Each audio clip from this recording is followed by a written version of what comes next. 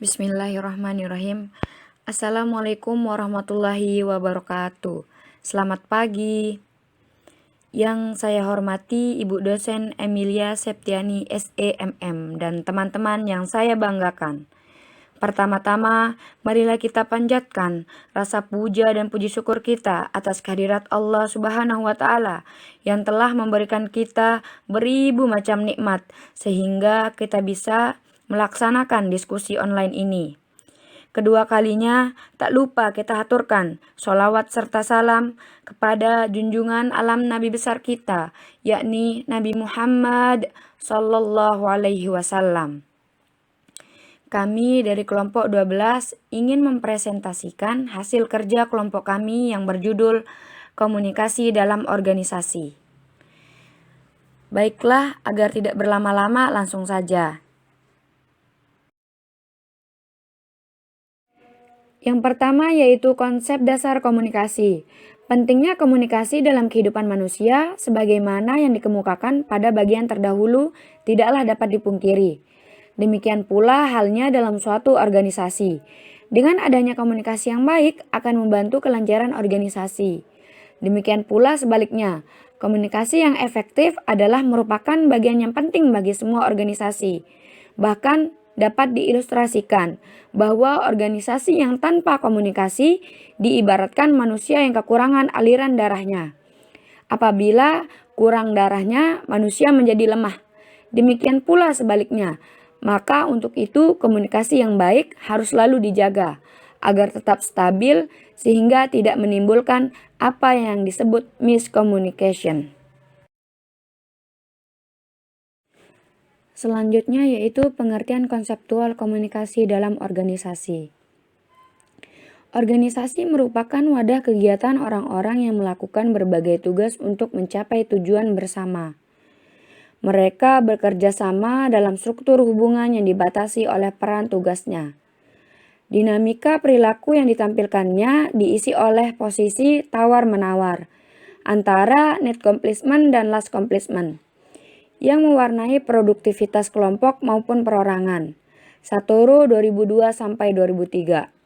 Sedangkan menurut Daryanto 1996 mengungkapkan bahwa organisasi adalah sistem kerjasama antara dua orang atau lebih yang secara sadar dimaksudkan untuk mencapai tujuan.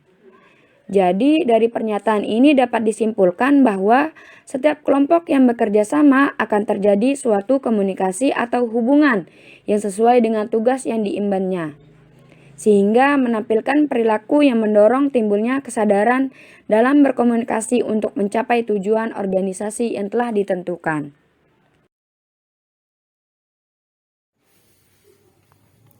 Contoh komunikasi yang baik, komunikasi dalam organisasi.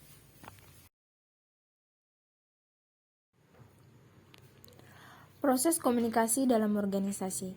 Melalui proses komunikasi akan dapat ditentukan keputusan apa yang akan dilakukan oleh setiap individu atau kelompok tentang bagaimana menentukan langkah atau hasil yang akan diperoleh ke depan.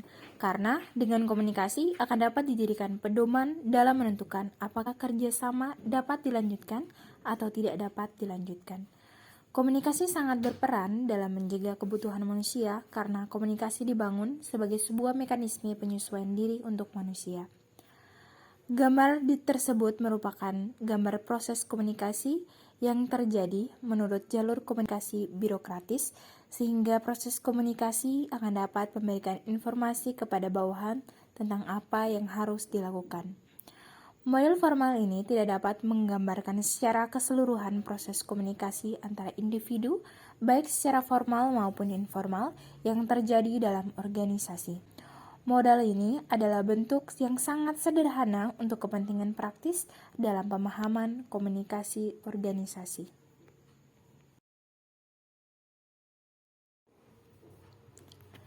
Jaringan komunikasi dalam organisasi. Komunikasi merupakan bagian yang tidak terpisahkan dari suatu organisasi. Ia merupakan proses penyampaian dan penafsiran ide-ide, pesan, dan perintah yang terjadi dalam totalitas unit suatu organisasi dengan menggunakan komunikasi yang relevan untuk mencapai pertumbuhan, perkembangan, dan konsisten kehidupan organisasi. Komunikasi menjadi instrumen dalam menyebarkan berbagai informasi untuk dikerjakan oleh semua orang yang terlibat dalam organisasi, sehingga ia mampu menciptakan sinergi. Komunikasi organisasi menyampaikan dan menafsirkan pesan-pesan di antara unit-unit komunikasi yang merupakan bagian dari fakta atau keterangan-keterangan organisasi. Oleh karena organisasi merupakan komposisi sejumlah orang yang memiliki posisi atau peranan yang berbeda, maka akan terjadi pertukaran pesan yang membutuhkan jalan atau jaringan komunikasi tertentu. Untuk itu, setiap komunikator harus mampu memahami berbagai peranan dalam suatu organisasi.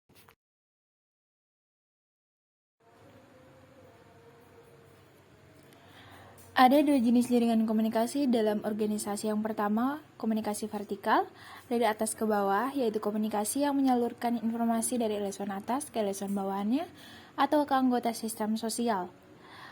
Yang berikut komunikasi vertikal dari bawah ke atas, yaitu komunikasi yang menyalurkan informasi dari anggota organisasi atau eselon bawah ke eselon atas.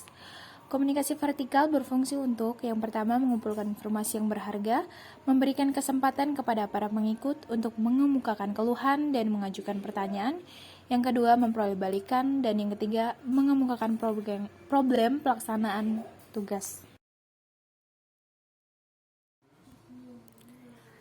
Yang kedua adalah komunikasi horizontal, yaitu komunikasi yang menyalurkan informasi dari unit kerja yang elesonnya sama. Komunikasi horizontal berfungsi untuk mengkoordinasikan aktivitas, berbagai informasi, memecahkan problem dan konflik, mengembangkan kerjasama, dan saling mengerti. Baik, berikut akan dilanjutkan oleh Rili Sandria. Baik, di sini saya akan menjelaskan ada 6 peranan jaringan komunikasi. Yang pertama, opinion leader adalah pimpinan informal dalam organisasi. Mereka tidaklah selalu orang-orang yang mempunyai otoritas formal dalam organisasi, tetapi membimbing tingkah laku organisasi dan mempengaruhi keputusan mereka. Yang kedua, gatekeepers adalah individu yang mengontrol arus informasi antara anggota organisasi. Mereka berada di tengah suatu jaringan dan menyampaikan pesan dari suatu orang kepada orang lain atau tidak memberikan informasi. Yang ketiga, kosmopolitis adalah individu yang menghubungkan organisasi dengan lingkungannya. Mereka mengumpulkan informasi dari sumber-sumber yang ada dalam lingkungan dan memberikan informasi mengenai organisasi kepada orang-orang tertentu pada lingkungannya. Yang keempat, bridge adalah anggota kelompok atau klik dalam suatu organisasi yang menghubungkan kelompok dengan kelompok lainnya. Individu ini membantu saling memberi informasi di antara kelompok-kelompok dan mengkoordinir kelompok.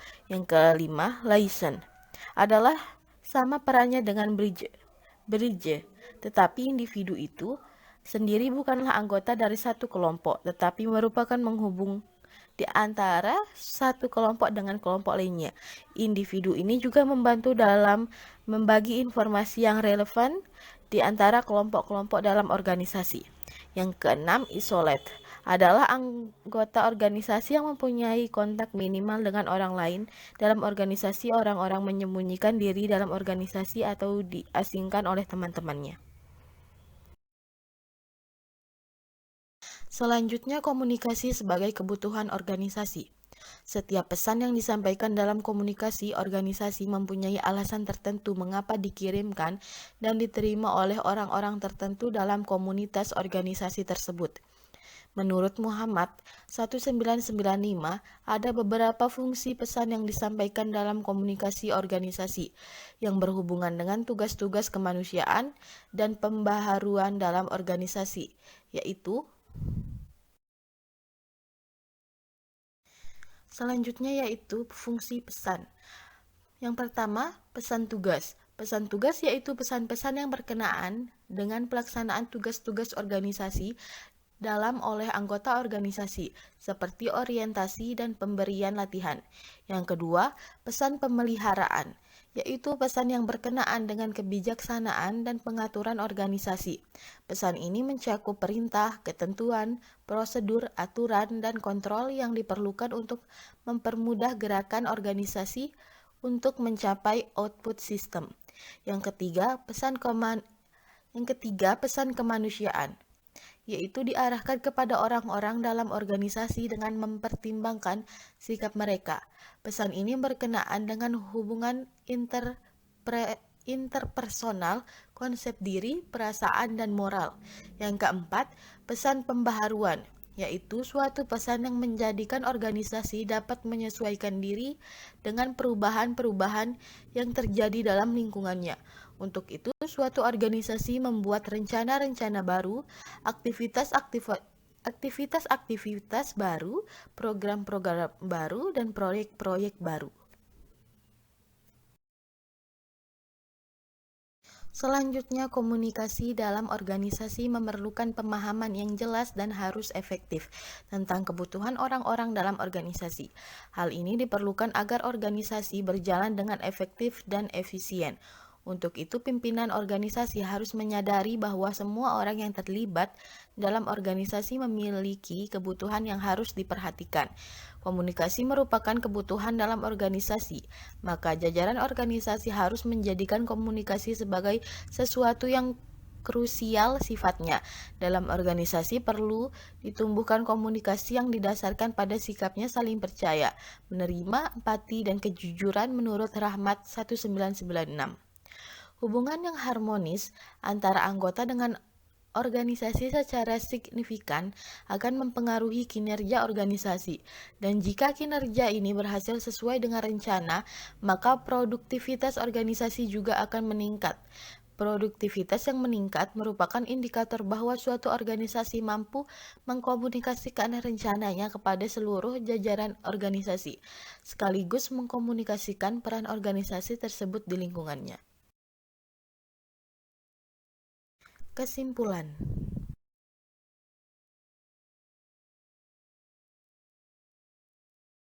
Selanjutnya kesimpulannya yaitu, komunikasi merupakan bagian terpenting dalam kehidupan manusia, karena komunikasi memiliki kemampuan menjembatani seluruh kepentingan manusia, baik sebagai individu maupun sebagai bagian dari komunitasnya.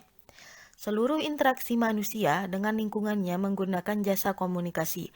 Studi dan pembahasan perilaku organisasi mempunyai tujuan praktis untuk mendeterminasi bagaimanakah perilaku manusia itu mempengaruhi usaha-usaha pencapaian tujuan organisasi.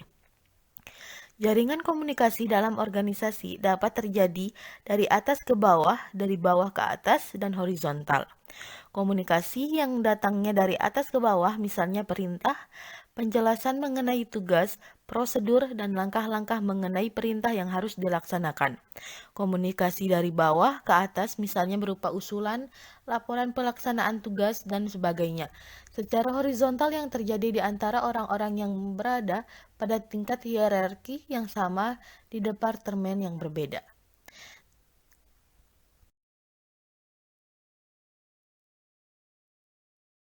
Terima kasih. Bye-bye.